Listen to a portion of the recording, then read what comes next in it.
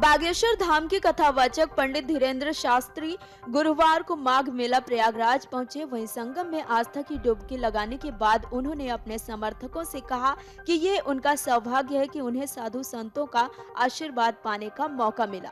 धीरेन्द्र शास्त्री कई शिविरों में जाकर साधु संतों से मुलाकात की। इस दौरान उन्होंने कहा कि जिस पर साधुओं का आशीर्वाद रहता है वह हमेशा झंडे गाड़ता है।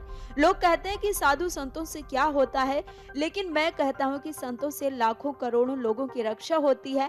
उन्होंने आगे कहा कि यहाँ जितने सनातनी हिंदू हैं, हिंदू राष्ट्र के साथ जो भी हैं, हाथ उठाएं और हिंदू राष्ट्र का बिगुल बजा दें। बता दें कि धीरेन्द्र शास्त्री निर्मोही अखाड़े के संत संतोष दास के यहाँ साधु संतों से आशीर्वाद लेने पहुंचे हैं।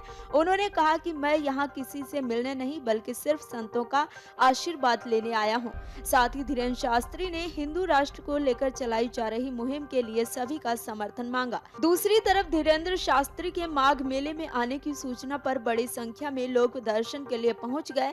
इससे रेती पर काफी गहमा-गहमी का माहौल बना रहा। लोगों को संभालने में पुलिस प्रशासन के पसीने छूट गए। बता दें कि धीरेन्द्र शास्त्री तब से काफी चर्चा में हैं जब से महाराष्ट्र अंधश्रद्धा निर्मूलन समिति ने उन पर अंधविश्वास और जादू टोना को बढ़ावा देने का आरोप लगाया है।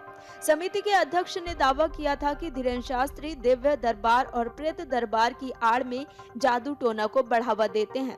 उन्होंने धीरेन्द्र शास्त्री पर आम लोगों को लूटने, धोखाधड़ी करने और उनका शोषण करने का भी आरोप लगाया था। समिति ने धीरेन्द्र शास्त्री को चुनौती भी दी थी कि अगर वो उनके बीच दिव्य दरबार लगाते हैं और चमत्कार करके दिखाते हैं तो वो उन्हें 30 लाख रुपए देंगे।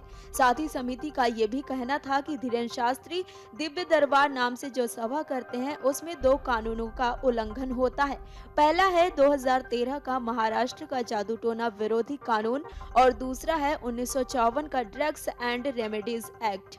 इतना ही नहीं, समिति की तरफ से धीरेन्द्र शास्त्री के खिलाफ नागपुर में शिकायत भी की गई थी, जिसके बाद धीरेन्द्र शास्त्री के दिव्य दरबार को लेकर तमाम तरह के सवाल खड़े होने लगे थे। हालांकि इन आरोपों का जवाब देते हुए धीरेन्द्र शास्त्री ने दावा किया था कि वो कोई अंधविश्वास नहीं फैलाते और न ही किसी की समस्या दूर करते हैं, जिसके बाद से धीरेन्द्र शास्त्री के दावों को लेकर देश भर में बहस छिड़ गई थी। कुछ लोग इसे आस्था का मुद्दा बता रहे हैं तो कुछ लोग अंधविश्वास बताकर धीरेन्द्र शास्त्री पर सवाल खड़े कर रहे हैं।